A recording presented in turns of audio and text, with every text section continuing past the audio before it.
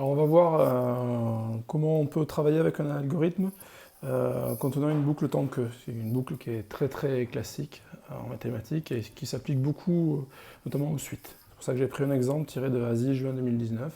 Vous avez une suite qui est la température d'une tasse de café qui vérifie pour tout entier naturel n, donc c'est une suite récurrente, t de n plus 1 égale 0,8 t de n plus 2.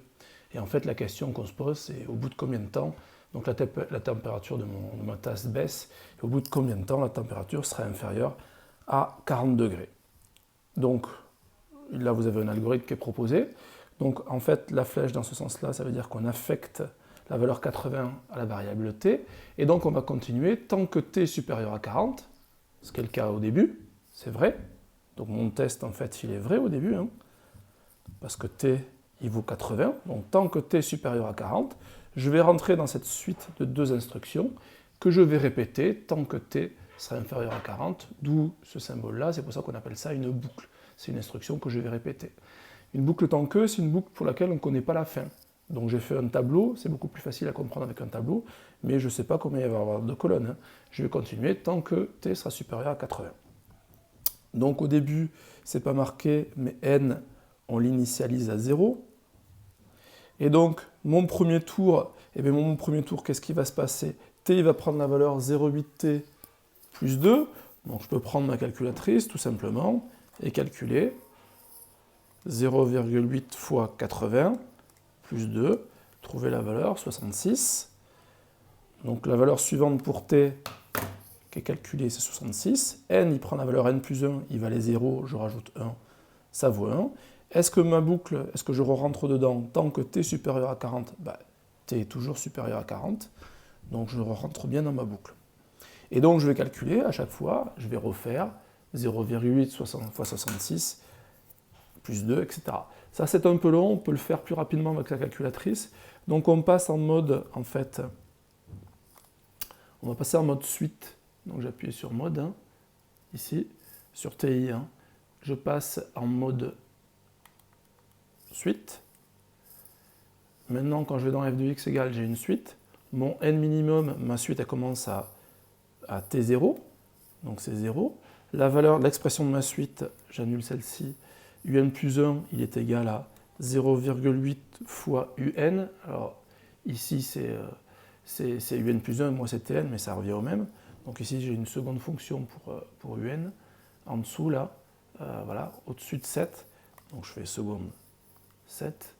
Donc j'ai u, donc c'est u de n c'est la touche de la variable, plus 2, et il faut que je rentre la valeur de u0 c'était 0, qui vaut 80.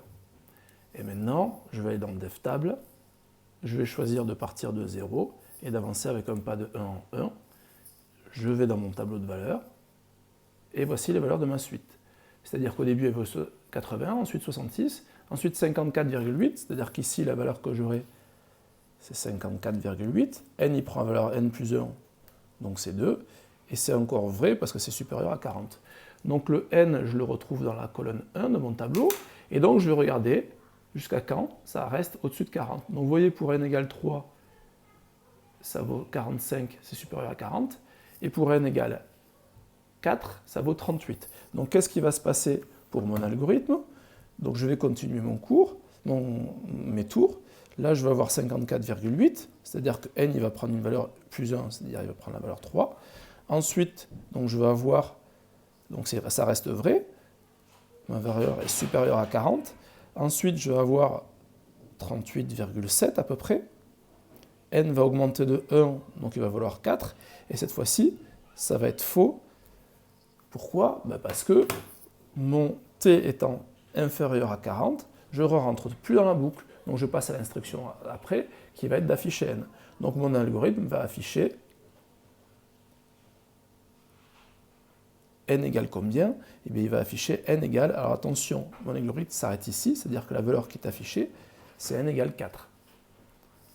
Voici comment on peut comprendre un algorithme avec une boucle tant que. Le plus simple, c'est avec son tableau de valeurs.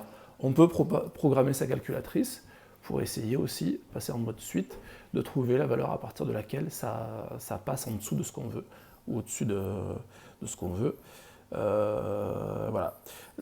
une petite indication, c'est aussi que la condition est toujours... Moi, je cherche à savoir quand est-ce que la température sera inférieure à 40. La condition dans la boucle temps Q, elle est toujours marquée en sens inverse. Je continue tant que c'est supérieur à 40. Comme ça va s'arrêter quand ça sera inférieur à 40. C'est quand même très pratique l'utilisation de la calculatrice graphique, parce que si effectivement ma boucle s'arrêtait assez rapidement, hein, pour le 4e tour, mais on aurait pu très bien imaginer que ça s'arrêtait après le 20e tour, etc.